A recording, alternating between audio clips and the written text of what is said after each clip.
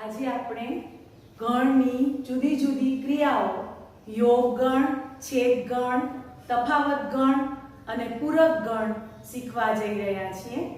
તો આ બધી ક્રિયાઓ માટે હવે આપણે સમજશું। યોગ ગણ, ગણ એ અથવા ગણ બી માં હોય તેવા ઘટકોના ગણને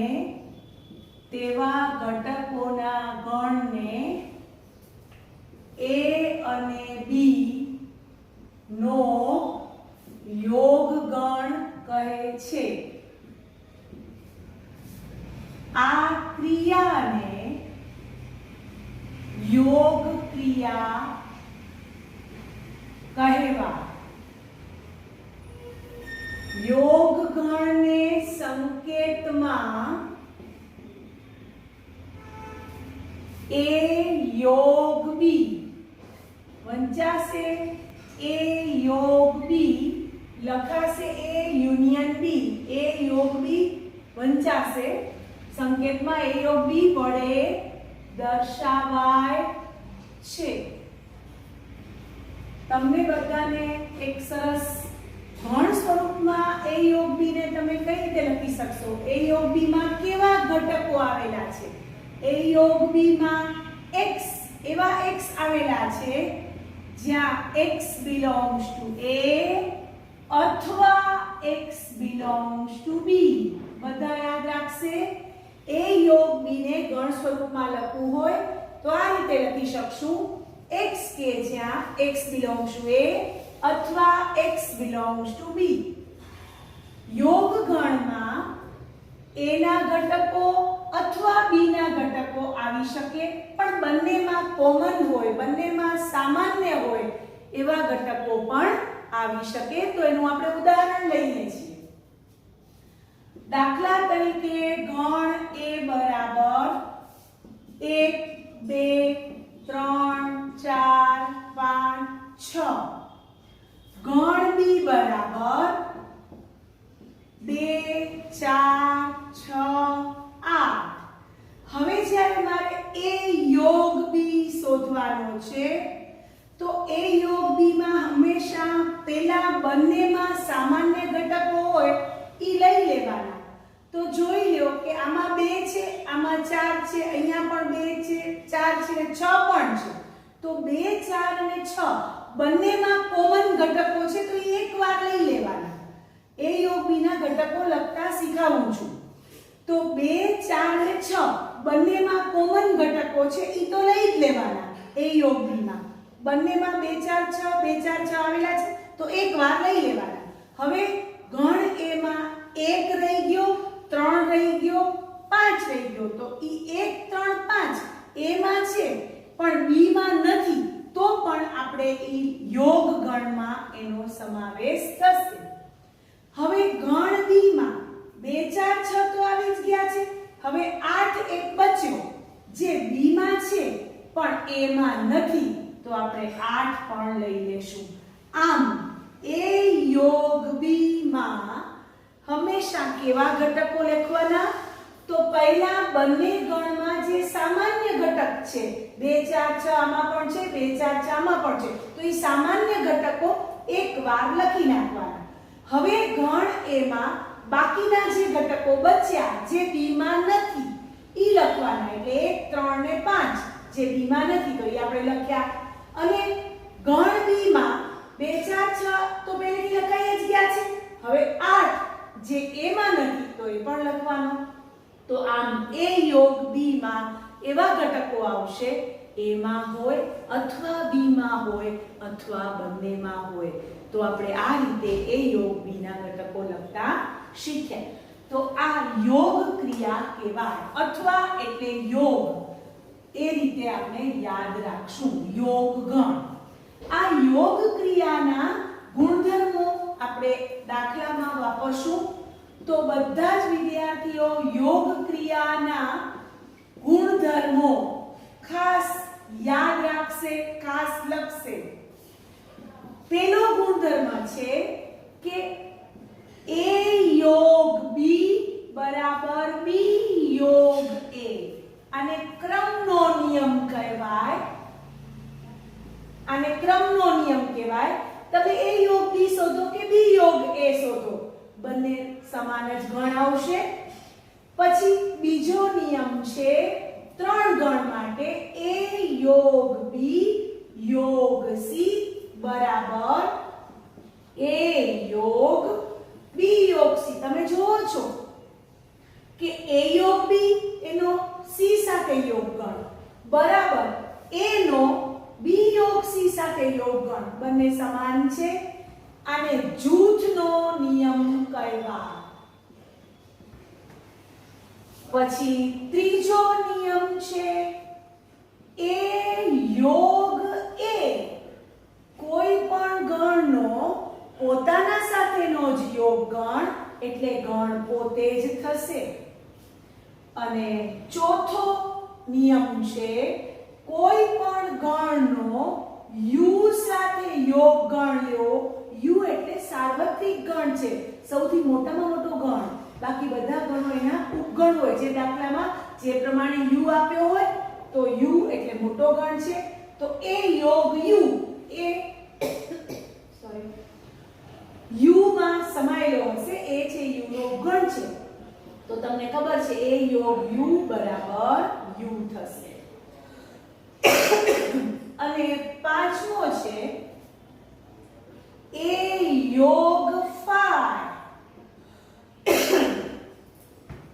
તો A યોગ phi, તો phi તો ખાલી ગણ છે.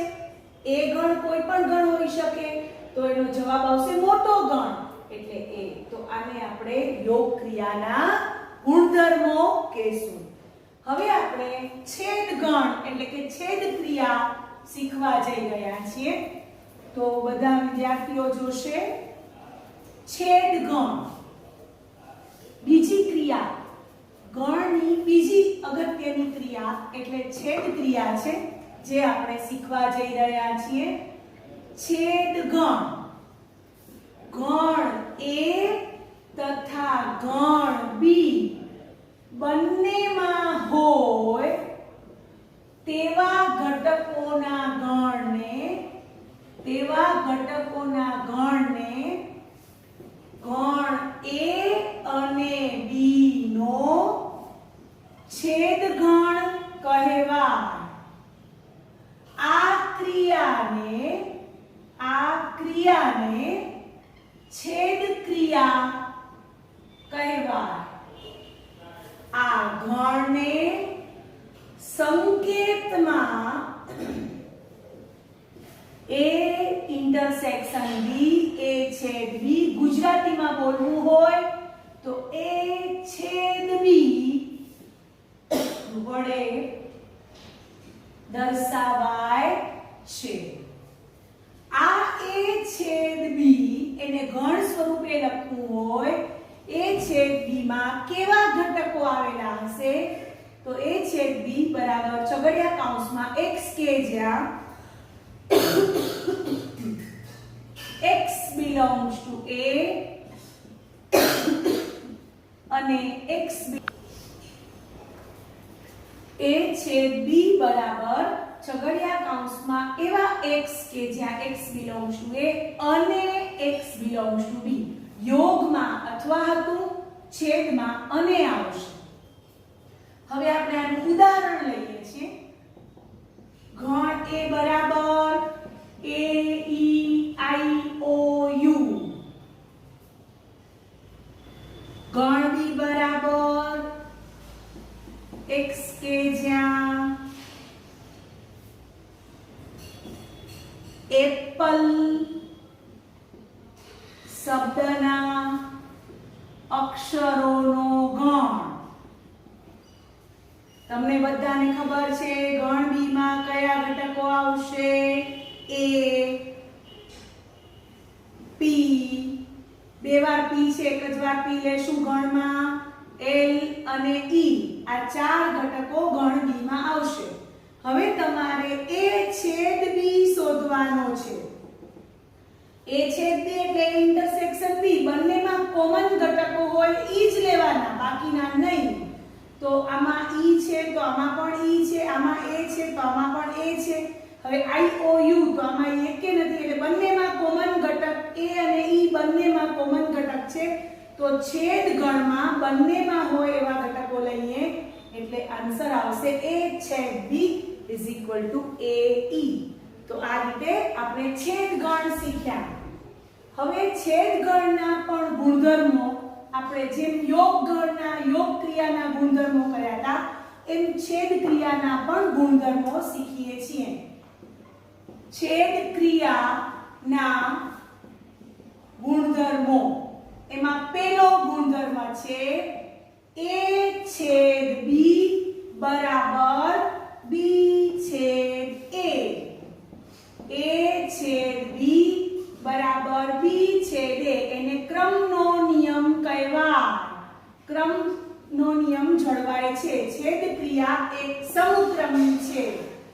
પછી ત્રણ ગણો માટે જૂથનો નિયમ a છેદ b છેદ c બરાબર a છેદ b છેદ c. આને આપણે જૂથનો નિયમ કહીશું. પછી ત્રીજો ગુણધર્મ છે a છેદ a બરાબર a. કોઈ પણ ગણનો પોતાના સાથેનો છેદ ગણ પોતે જ થાય એને મેં સ્વયંઘાતી નિયમ એમ આપણે કહી શકીએ. પોતાના સાથેનો છેદ ગણ પોતે જ મળે. ચોથો a છેદ u. a છેદ u એટલે સાર્વત્રિક ગણ. તો આ બંનેમાં નાનો ગણ કોણ છે? a. તો એનો જવાબ આવશે a. અને પાંચમો લઈએ a છેદ 5. તો એનો જવાબ આવશે 5 કારણ કે a અને 5 માં નાનામાં નાનો ગણ કયો છે? 5 જેમાં એક પણ ઘટક નથી. તો આ રીતે આપણે છેદ ક્રિયાના ગુણધર્મો શીખ્યા. છેદ ગણ શોધતા પણ શીખ્યા. હવે આપણે પહોંચ્યા છીએ તફાવત ક્રિયા, તફાવત ગણ. તફાવત ગણ કઈ રીતે મેળવાય? Difference set. તો એ આપણે હવે શીખવા જઈ રહ્યા છીએ. તફાવત ગણ. ગણ એમાં હોય પરંતુ ગણ બી માં ન હોય તેવા ગણ એમાં હોય પરંતુ ગણ બી માં ન હોય તેવા ઘટકોથી બનતા ગણને a અને b નો તફાવત ગણ કહે છે. આ ક્રિયાને તફાવત ક્રિયા કહેવાય. આ ગણને સંકેતમાં a - b વડે દર્શાવાય છે. a - b ને તમે છગડીયા કૌંસમાં ગણ સ્વરૂપે કેમ લખી શકશો? a - b માં એવા x આવેલા હશે જે x a માં હશે. અને ખાસ અહીંયા બધા ધ્યાન રાખશે, ભલે મેં ઉપર પરંતુ લખ્યું છે પણ અહીંયા આપણે વ્યાખ્યામાં એનો અને સ્વરૂપ વાપરશું. x belongs to a અને x does not belongs to b. a માં હોય અને b માં ન હોય એટલે a - b ને તમે આ રીતે ગણ સ્વરૂપે લખી શકશો. હવે તમને બધાને તફાવત ક્રિયાના ગુણધર્મો તો શીખવીશ તે પહેલા એક ઉદાહરણ લઈએ છીએ. ગણ a બરાબર 1 2 3 4 5. ગણ b બરાબર 2 3 6 7 8. હવે મારે જ્યારે a - b શોધવાનો છે તો a માંથી b ના ઘટકો કાઢી નાખો. એના કરતા આપણે એક બહુ સરળ રસ્તો અપનાવશું. a b એટલે a માંથી એવા ઘટકો કાઢી નાખો જે બંનેમાં કોમન હોય. a b એટલે a છેદ b થાય. તો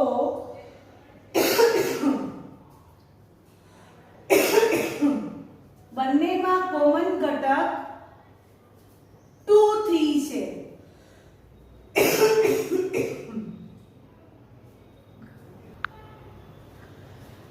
આપણે a b શોધવા માટે પહેલા a છેદ b શોધી લઈએ. a છેદ b એટલે બંનેમાં કોમન ઘટક હોય a. તો a છેદ b a માં 2 3 છે, b માં પણ 2 3 છે. તો a છેદ b 2 3 આવે. હવે a b શોધવા માટે આ રસ્તો છે. a છેદ b એટલે a ના ઘટકો 1 2 3 4 5 છે. એમાંથી a છેદ b કાઢી નાખો. બંનેના કોમન ઘટક 2 3 કાઢી નાખો. તો બચ્યા કયા ઘટકો? 1 4 5. ધ્યાન આપો બધા અહીંયા. આપણે જ્યારે a b ની વ્યાખ્યા શીખી એમાં x a માં હોય અને b માં ન હોય. તો મારી પાસે 1 2 3 4 5 ઘટકો છે. એમાં 2 3 એવા ઘટક છે કે જે b માં છે. તો મારે a b ના ઘટકો મેળવવા છે. તો a ના ઘટકો 1 2 3 4 5 માંથી 2 3 મારે કાઢી લેવા પડશે કારણ કે b માં છે. તો આપણે આ રીતે a b બરાબર a છેદ b દ્વારા પણ શોધી શકીએ. ડાયરેક્ટ પણ શોધી શકો તમે ડાયરેક્ટ પણ a b બરાબર જો આ રીતે લખી શકશો. બધાનું ધ્યાન અહીંયા હશે.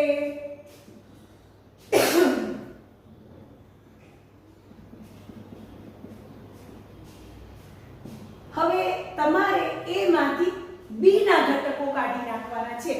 તો તમે અહીંયા જોઈ લો કે b ના ઘટકો 2 3 આમાં છે. તો એ નીકળી જશે.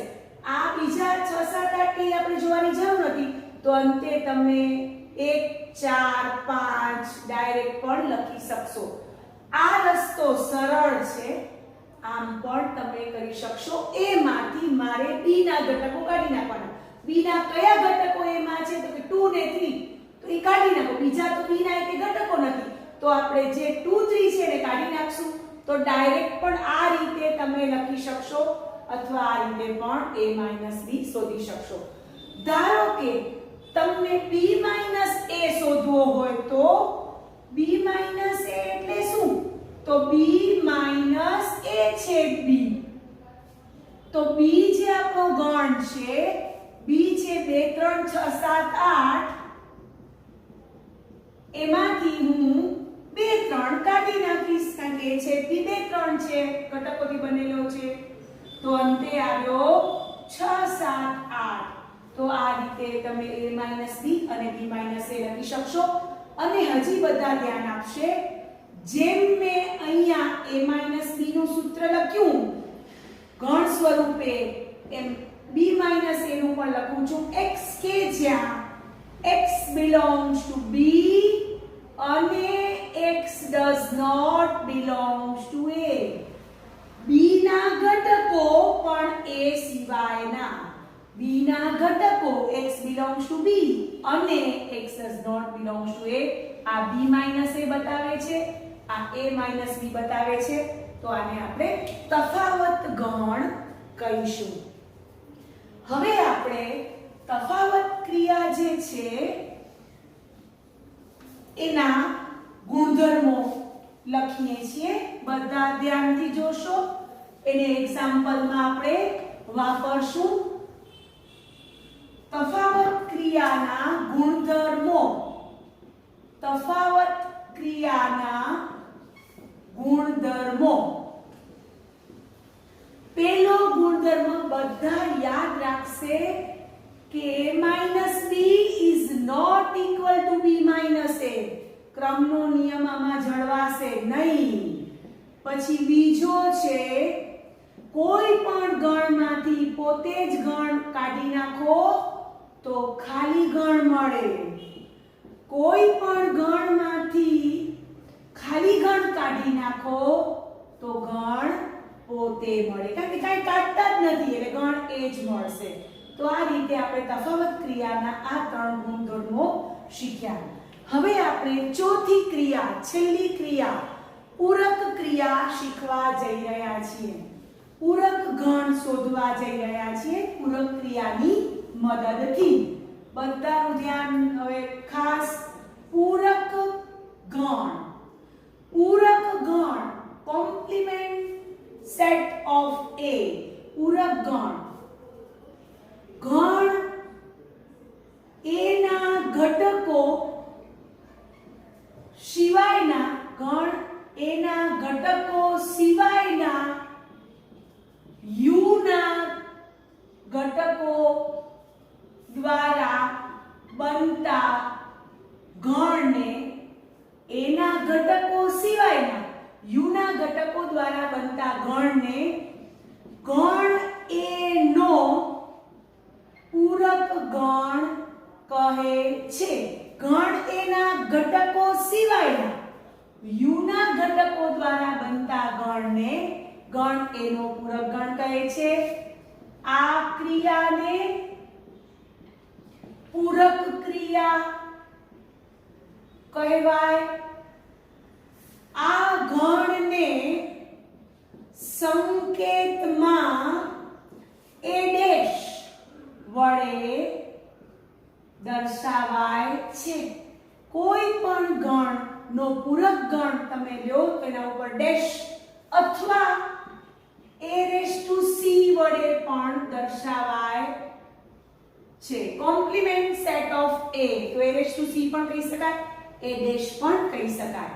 હવે a ડેશ ને તમને છગડિયા કૌંસમાં બતાવવું હોય ગણ સ્વરૂપે, a ડેશ માં કેવા ઘટકો આવે, કેવા x આવે?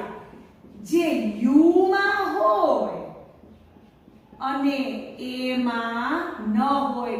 ખાસ બધા યાદ રાખશે. a ડેશ એટલે એવા x નો ગણ જે x u માં છે અને a માં નથી, તો ઈ a ડેશ માં હશે અને a નો પૂરક ગણ કહેવાય છે. બધા વિદ્યાર્થીઓ યાદ રાખશે. પૂરક ગણ આ રીતે મેળવી શકશું. હવે પૂરક ગણનું એક ઉદાહરણ લઈએ છીએ. એના માટે તમને સાર્વત્રિક ગણ જોશે ને જોશે જ. પૂરક ગણ મેળવવા માટે સાર્વત્રિક ગણ u તો જોઈએ જ. હવે આપણે ગણ A લેશું 1 3 5. તો મારે જ્યારે A ડેશ શોધવો છે તો A ડેશ નું એક બીજું ફોર્મ્યુલા, એક સૂત્ર છે. A ડેશ બરાબર u માઈનસ a. u ના ઘટકો પણ a સિવાય નાયરા આપણે લખ્યું જ છે. x belongs to u અને x does not belongs to a. તો A ડેશ ને તમે u માઈનસ a સ્વરૂપે દર્શાવો. તમારી પાસે u બરાબર 1 2 3 4 5 છે.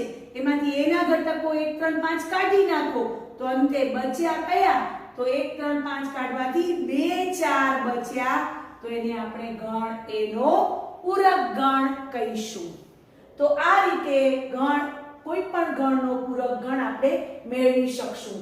હવે પૂરક ગણના ભેગા ભેગા ગુણધર્મો પણ આપણે, પૂરક ગણના ગુણધર્મો આપણે લખીએ છીએ. બધા ધ્યાનથી.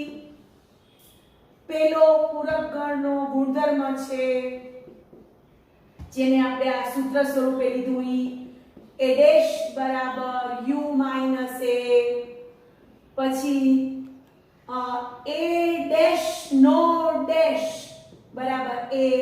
કોઈ પણ ગણના પૂરક ગણનો ફરીથી પૂરક ગણ કરશો તો ગણ A પોતે મળશે. બીજો નંબર. ત્રીજો નંબર એ ડ મોર્ગનના નિયમો સ્વરૂપે છે. તમે આગળના ધોરણમાં ભણી ગયા હશો. a/b આખાનો ડેશ બરાબર a ડેશ યોગ b ડેશ. એવો જ બીજો ડ મોર્ગનનો નિયમ છે. a યોગ b આખાનો ડેશ બરાબર a ડેશ છેદ b ડેશ. હજી આપણે આગળ ગુણધર્મો જોઈએ છીએ. સાર્વત્રિક ગણનો ડેશ હંમેશા phi થાય, ખાલી ગણનો ડેશ હંમેશા u થાય. તો આ રીતે આપણે હજી બે ગુણધર્મો લખી લઈએ છીએ, યાદ કરી લઈએ. કોઈ પણ ગણ અને એનો પૂરક ગણ એનો યોગ ગણ લેશો તો હંમેશા u સાર્વત્રિક ગણ મળશે, અને કોઈ પણ ગણ અને એના પૂરક ગણનો છેદ ગણ હંમેશા phi મળશે. તો આ 8 ગુણધર્મો પૂરક ગણના ગુણધર્મો પણ આપણે યાદ રાખશું. તો આ રીતે આપણે આજે ગણની અગત્યની ક્રિયાઓ, 4 ક્રિયાઓ આપણે સમજ્યા. તો તમને બધાને ગણની ક્રિયાઓ બરોબર સમજાઈ ગઈ હશે.